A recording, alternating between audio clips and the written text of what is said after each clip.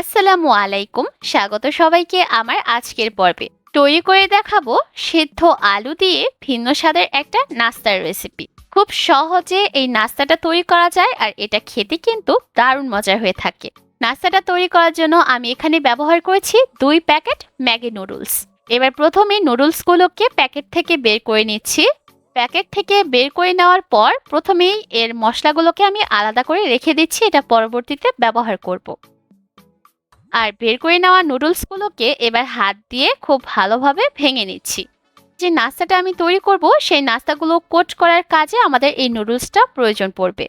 আর চেষ্টা করবেন একটু ছোট ছোট করে এই ম্যাগি নুডলসগুলোকে ভেঙে নেওয়ার। এতে করে নাস্তাগুলো যখন কোট করব তখন খুব সহজে এই নুডলস দিয়ে কোট করে নেওয়া যাবে। সবগুলো নুডলসই যখন হাত দিয়ে ভেঙে নেওয়া হয়ে যাবে তখন আমি বাটিটাকে একটা সাইডে রেখে দিব আর চলে যাব পরবর্তী স্টেপে। আজকের নাস্তাটা তৈরি করার জন্য প্রয়োজন পড়বে সিদ্ধ আলু। আমি আগে থেকেই 4টা মিডিয়াম সাইজের আলুকে সিদ্ধ করে নিয়েছি। এবার একটা গ্রেটার দিয়ে গ্রেট করে নিচ্ছি। চাইলে হাত দিয়েও ম্যাশ করে নিতে পারেন, তবে গ্রেটার দিয়ে কাজটা করলে আলুগুলো অনেকটা স্মুথ হয়, নাস্তাগুলো তৈরি করার সময় পারফেক্ট ভাবে তৈরি হয়। সবগুলো আলুই যখন গ্রেটার দিয়ে গ্রেট করে নেওয়া হয়ে যাবে তখন এর মধ্যে কিছু গুঁড়া মশলা যোগ করব।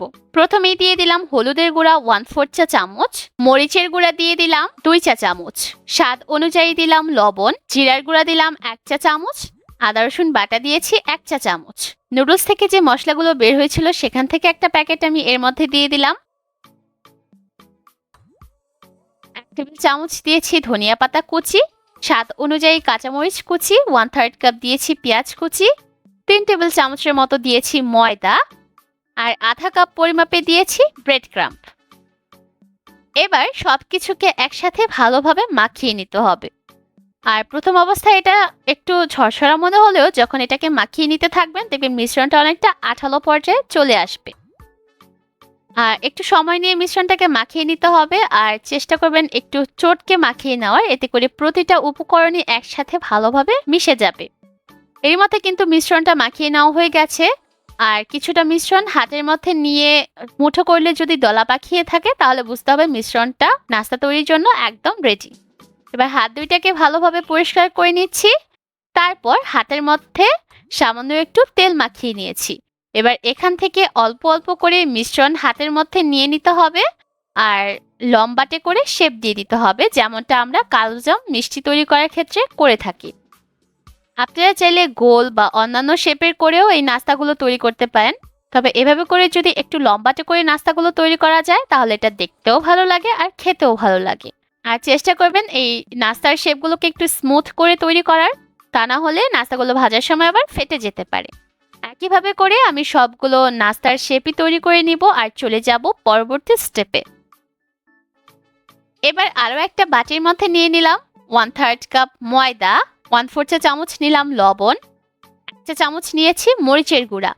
এবার সবকিছুকে একসাথে মিশিয়ে নিচ্ছি। এবার এর মধ্যে অল্প অল্প করে নর্মাল পানি দিয়ে একটা ব্যাটার তৈরি করতে হবে। পানিটাকে একেবারে দেওয়া যাবে না, অল্প অল্প করে দিতে হবে আর মিক্স করে নিতে হবে।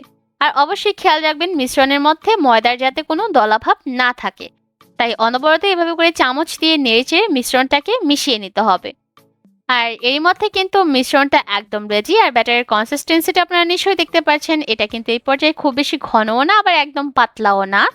এবার যে নাস্তার শেপগুলো তৈরি করে রেখেছিলাম সেখান থেকে একটা নাস্তার শেপ নিয়ে নিলাম। তারপর যে ময়দার মিশ্রণটা তৈরি করে রেখেছি সেই মিশ্রণের মধ্যে ভালোভাবে চুবিয়ে নিতে হবে। এবার এই নাস্তার শেপগুলোকে এই ময়দার মিশ্রণ থেকে তুলে নিয়ে নুডলসের মধ্যে কোট করে নিতে হবে।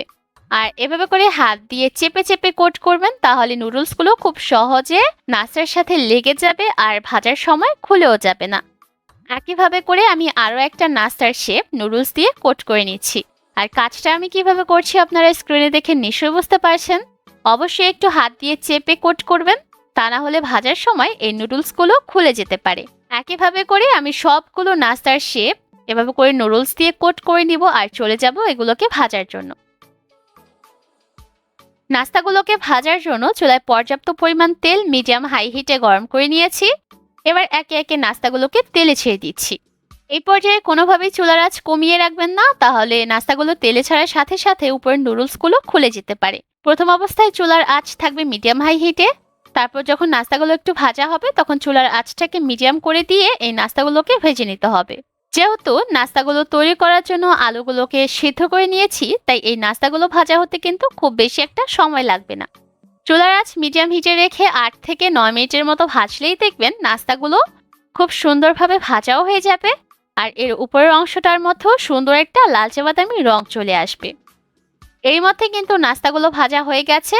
এবার এই নাস্তাগুলোকে চুলা থেকে নামিয়ে একটা স্ট্রেনার উপর নিয়ে নিতে হবে, এতে করে এক্সট্রা তেল ঝরে যাবে।